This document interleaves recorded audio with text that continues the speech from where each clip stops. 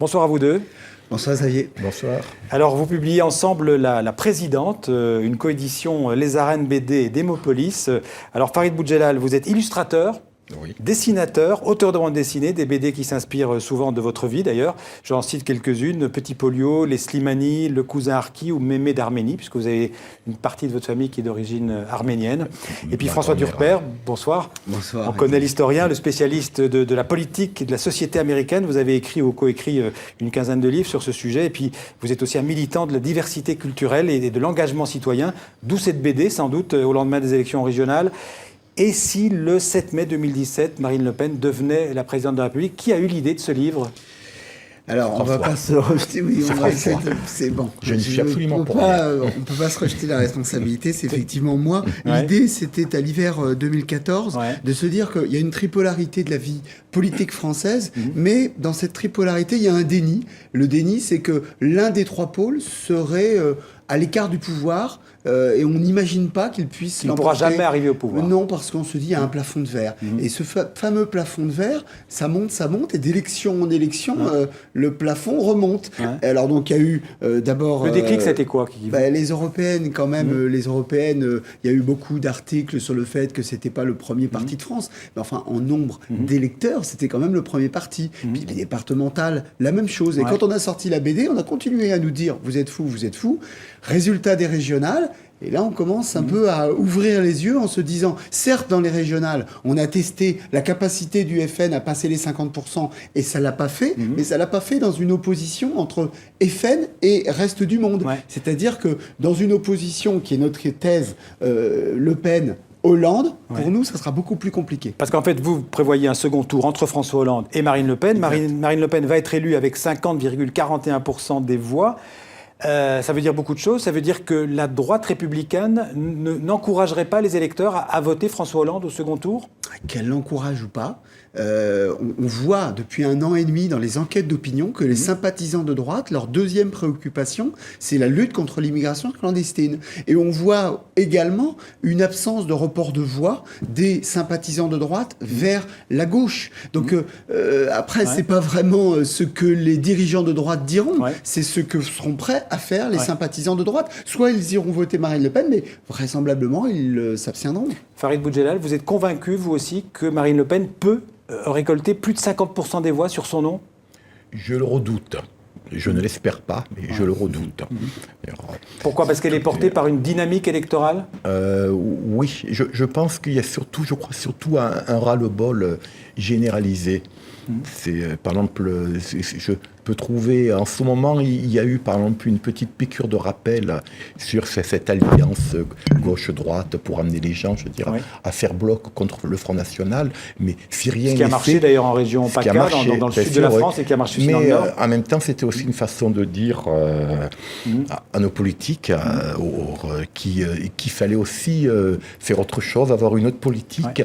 Et j'ai peur que ce ne soit pas le cas, donc que de déception en déception, les gens soient de plus en plus amenés dans ce désespoir généralisé à voter pour le Front National, simplement parce que nos politiques auront perdu toute crédibilité à leurs yeux. Une victoire aussi qui a besoin d'une forte abstention, vous le dites, elle est impensable, la victoire de Marine Le Pen. S'il y a 37% d'abstention, vous prévoyez... 30%, c'est vraiment l'objectif de la BD, c'était de faire reculer l'abstention.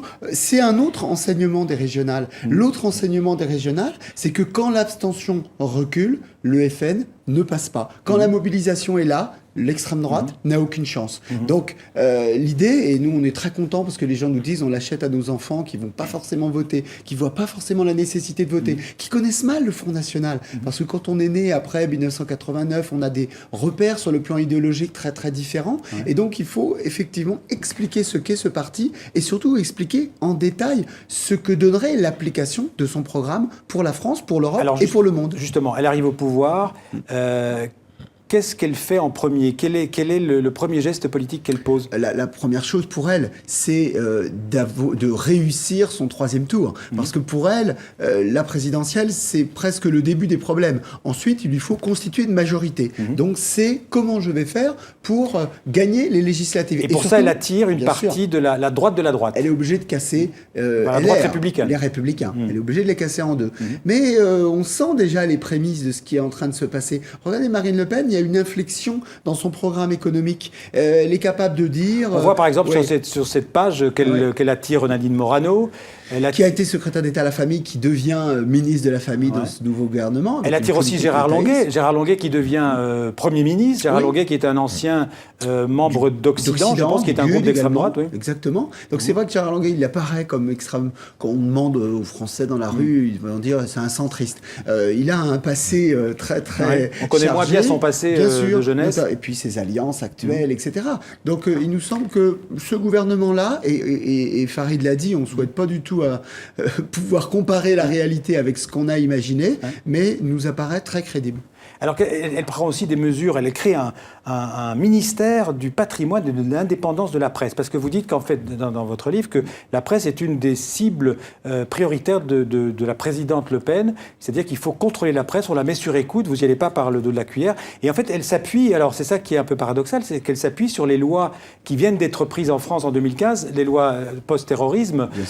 Pour vous, c'est une brèche qui a été ouverte et qui pourrait être dangereuse ? Exactement. L'idée, c'était au-delà du thriller politique et de raconter ce que serait la France et le monde sous Marine Le Pen, c'était de se dire qu'est-ce qui se passerait si, dans une société occidentale, un régime autoritaire arrivait au pouvoir avec les lois antiterroristes qui ont été prises, vous l'avez dit, en juillet 2015 et depuis renforcées par l'état d'urgence. Eh bien, donc on essaye de faire un travail très précis. On a réuni une équipe de spécialistes pour nous expliquer. On a cherché à ne pas caricaturer ce qui allait se passer. Mais ça nous paraît quand même un des sujets les plus importants de notre siècle. Oui, parce que vous dites que vous annoncez en fait une surveillance, une sorte de tyrannie numérique. Je crois que c'est les mots que vous utilisez. C'est pire que la NSA aux États-Unis. C'est pas un peu trop, je dirais, catastrophiste, alarmiste, le tableau que vous dessinez ? Il y a un des personnages, parce qu'il y a 4 personnages, on vit une petite histoire dans la grande histoire, il y a un des personnages qui dit « je préfère un tout petit peu paranoïaque que complètement naïf ». Donc c'est aussi un principe de précaution, de se dire qu'aujourd'hui, tout ça est possible. Vous savez, le mot totalitarisme, on l'utilisait beaucoup au XXe siècle. Aujourd'hui, qu'il y a des moyens technologiques en mesure de contrôler les individus, ce mot n'existe quasiment plus, on l'utilise beaucoup moins. Nous, c'est une hypothèse d'école, on a cherché à savoir ce que donnerait une France sous régime totalitaire avec ces moyens numériques. Farid Boujelal, dans la BD, on parle d'expulsion d'immigrés, de sans-papiers, ou même des gens qui sont en bout de permis de séjour, hein, comme une des héroïnes de l'histoire. Vous croyez qu'une Marine Le Pen présidente pourrait expulser des milliers de personnes ? Oui, je pense que c'est dans son programme, le programme du Front National depuis très longtemps. C'est même l'essence du programme à un moment donné. Donc, tout ce qui est dans ce livre est basé sur le programme du Front National. C'est le programme. Peu de gens savent qu'il y a la priorité nationale qui fait que quand vous êtes étranger en France, le Pôle emploi ne propose qu'aux Français. Et au bout d'1 an sans emploi, on vous reconduit à la frontière. C'est pas une caricature, c'est inscrit dans le programme du Front National. Donc si vous voulez, la dédiabolisation ou désextrémisation, elle est en parole, mais quand on regarde le programme, il y a très peu de choses qui sont désextrémisées. Il y a beaucoup de gens qui nous écoutent, qui sont des Français de l'étranger notamment, qui doivent se poser cette question et qui savent que l'immigration n'est pas en soi une mauvaise chose, qui savent que dans un monde qui est pluriel, eh bien c'est une force économique, c'est une force de rencontre, et donc c'est aussi un des thèmes de notre ouvrage. Alors ce que vous dites aussi, c'est qu'elle n'aurait pas besoin de changer les lois. Enfin, elle fait quand même un référendum pour faire sortir la France de la zone euro, ce qui se passe, puisqu'en fait le référendum donne ce souhait populaire, hein, on va dire ça comme ça. Voilà. Et puis, par contre, à la fin de votre BD... Faut pas tout raconter. Ah, quand même, parce que c'est important. Vous laissez la fin sur un gros point d'interrogation. C'est que le président de l'Assemblée nationale, qui est Florent Philippot, se fait enlever.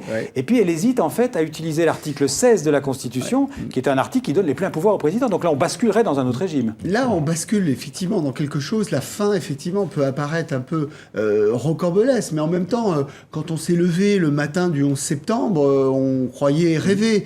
Quand on a découvert les attentats en direct au Bataclan, on croyait rêver. Donc cet enlèvement peut-être nous paraît surprenant, mais en même temps, ce qui est intéressant, c'est que beaucoup de spécialistes de l'extrême droite nous ont dit, finalement, votre fin, sans que je la détaille, votre fin est extrêmement vraisemblable, connaissant les tensions à l'intérieur du parti, et notamment la force du mouvement identitaire, pour lequel Marine Le Pen n'est qu'un cheval de Troie. Je voudrais demander à Farid Boudjelal, vous qui êtes français, mais d'origine algérienne et un peu arménienne, qu'est-ce que vous diriez à un jeune Français aujourd'hui pour qu'il se rende compte de ce que Marine Le Pen pourrait représenter en tant que présidente ? Mais pour moi, c'est un véritable danger. D'après ce que je connais du Front National, étant donné que je suis né en 1953, je suis né en France, et puis juste avant la guerre d'Algérie, donc j'ai une connaissance de la société française qui à mon avis, disons que je suis en France depuis plus longtemps que Marine Le Pen. Vous voyez, donc j'ai cette connaissance de la France, et je dirais que si aujourd'hui la France a des problèmes à vivre un peu sa diversité, c'est dommage. Moi, je suis français depuis... parce que comme beaucoup de mes compatriotes au niveau de mes origines, mais on s'est battu pour la France, on s'est battu contre la France aussi, mais c'est... je ne sais pas quoi dire pour les amener à ne pas voter Front National, parce qu'il y a tellement... à la limite, ceux qui votent Front National, à une époque, je pouvais leur en vouloir. Aujourd'hui, il y a un tel désarroi qui est dû à nos politiques que je ne peux même pas leur en vouloir. C'est ça qui est tragique. Je leur dirais que c'est... attention de ne pas être trop tenté par le diable.